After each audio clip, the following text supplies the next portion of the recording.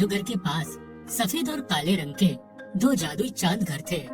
जादूगर दोनों जादुई चांद घर का इस्तेमाल करके हमेशा गरीब लोगों की मदद किया करता था। फिर कुछ दिनों बाद अचानक जादूगर बहुत बुरी तरह बीमार पड़ जाता है। लगता है अब मैं जिंदा नहीं बचूंगा, मेरे मरने का समय आ गया है। देखो, मेरे मरने के बाद तुम दोनों इसी तरह गरीब और लाचार लोगों की मदद करते रहना। इतना कहकर जादूगर दम तोड़ देता है। जादूगर के मरने के बाद सफेद चांद को बहुत दुख होता है, लेकिन काला चांद खुशी से नाचने लगता है। देखो, हमारे मालिक का हुक्म याद रखना, हमें हमेशा गरीब लोगों की सहायता करनी है। ये बुढ़ा मर गया, इस बात की मुझे बहुत खुशी है। आज से मैं दूसरों को परेशान करूंगा, इसमें मुझे बहुत मजा आएगा। फिर अगले दिन दो गरीब औरतें उन दोनों से मदद मांगने आती हैं। कल रात तेज बारिश की वजह से मेरा घर टूट गया है, मुझ पर दया करके कुछ पैसे दे दो। हाँ हाँ, मुझे भी पैसे दे दो ताकि मैं अपना टूटा हुआ घर ठीक कर सकूं।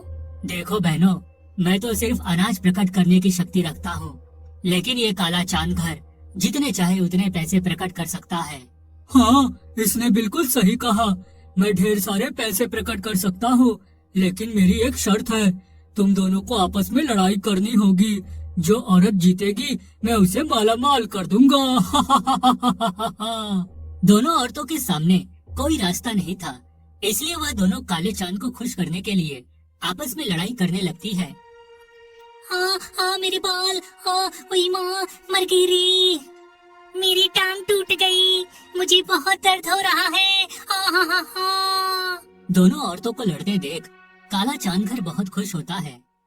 देखो, ये सब गलत बात है, तुम इन मासूम औरतों की मजबूरी का फायदा उठा रहे हो। मैं बहुत बुरा बन गया हूँ, बुरे काम करके मुझे बहुत खुशी मिलती है, इसलिए तू अपनी बकवास बंद कर और मुझे लड़ाई का मजा लेने दे। देखते ही देखते दोनों औरतें बुरी तरह घायल होकर जमीन पर गिर पड़ती है। अरे, तुम दोनों तो घायल होकर गिर पड़ी, मुझे बिल्कुल मजा नहीं आया, इसलिए मैं तुम दोनों को पैसे नहीं दूंगा, चलो भागो यहाँ से। काले चांद की धोखेबाजी से दोनों औरतों को बहुत दुख होता है और वह दोनों रोते हुए वहाँ से जाने लगती है। लेकिन तभी सफेद चांद घर उन दोनों औरतों को दो अनाज की बोरियां दे देता है। फिर वह दोनों औरतें सफेद चांद घर का शुक्रिया अदा कर वहाँ से चली जाती है। इस तरह कुछ दिन बीत जाते हैं। फिर एक दिन एक बूढ़ा आदमी अपनी जवान लड़की को लेकर वहाँ आता है।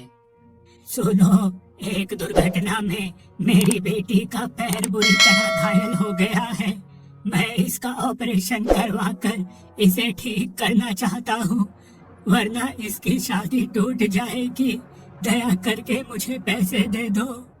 सुन बुड्ढे, अगर तुझे पैसे चाहिए तो तुझे मेरे सामने डांस करके दिखाना होगा, उसके बाद मैं तुझे पैसे दूंगा।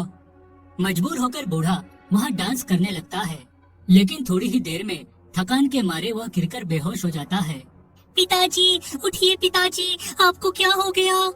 सुन लड़की, तेरे बाप को तो बिल्कुल डांस करना नहीं आता, इसलिए अब मैं तुझे पैसे नहीं दूंगा, चल अपने बाप को उठा और निकल जा यहाँ से। तुम बहुत बुरे हो, देख लेना, एक दिन तुम्हें तुम्हारे बुरे कर्मों की सजा जरूर मिलेगी।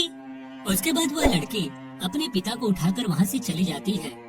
इस तरह कुछ दिन बीत जाते हैं। फिर एक दिन जंगल के पास वाले गांव में बहुत तेज भूकंप आता है, जिस वजह से लोगों के घर टूटकर तहस नहस हो जाते हैं। वह सभी लोग मदद के लिए दोनों चांद घर के पास आते हैं। हमारी मदद करो, भूकंप की वजह से हमारा पूरा गांव बर्बाद हो गया है, हम पर दया करो। देखो, तुम सबको इस तरह रोते गिड़गिड़ाते देख मुझे बहुत मजा आ रहा है, इसलिए मैं तुम्हें पैसे नहीं दूंगा, बल्कि तुम लोगों की मजबूरी देखकर खूब हंसूंगा।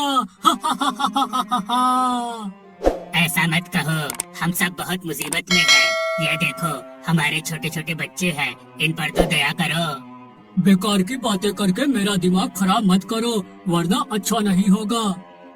ये काला चांद बहुत बुरा है, ये कभी किसी की मदद नहीं करता, तुम सब बेकार में इससे बहस मत करो। देखो, मैं तुम्हें पैसे तो नहीं दे सकता, लेकिन हाँ, ढेर सारा अनाज दे सकता हूँ, जिसकी मदद से तुम सबकी भूख शांत हो जाएगी।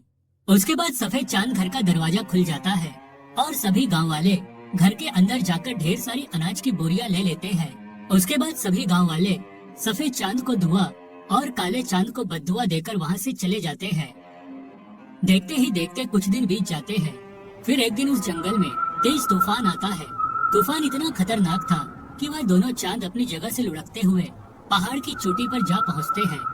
दोनों चांद पूरी ताकत लगाकर अपने आप को बचाने की कोशिश करने लगते हैं। तभी वहां से गुजर रहे कुछ गांव वालों की नजर उन पर पड़ती है। अरे वो देखो, दोनों चांद घर खाई की तरफ गिरने वाले हैं, हमें उन्हें बचाना होगा। सभी लोग उन दोनों को बचाने पहुंच जाते हैं। देखो, ये सफेद चांद घर बहुत अच्छा है। ये हमेशा दूसरों की मदद करता है, इसलिए हम सिर्फ इसे बचाएंगे। उसके बाद सभी लोग सफेद चांद घर पर रस्सी बांधकर उसे खींचते हुए पहाड़ी की चोटी से दूर ले जाते हैं। अरे तुम सबने उसे तो बचा लिया, अब मुझे भी बचाओ वरना मैं खाई में गिर जाऊंगा। तू बहुत बुरा और दुष्ट चांद है। तूने हमेशा दूसरों की मजबूरी का फायदा उठाया है, इसलिए हम तुझे नहीं बचाने वाले। फिर सभी गांव वाले उस काले चांद को धक्का देकर खाई में गिरा देते हैं। हाय मर गया रे, कोई बचाओ मुझे। खाई में गिरते ही उस काले चांद के टुकड़े टुकड़े हो जाते हैं। इस तरह उस दुष्ट चांद घर का अंत हो जाता है।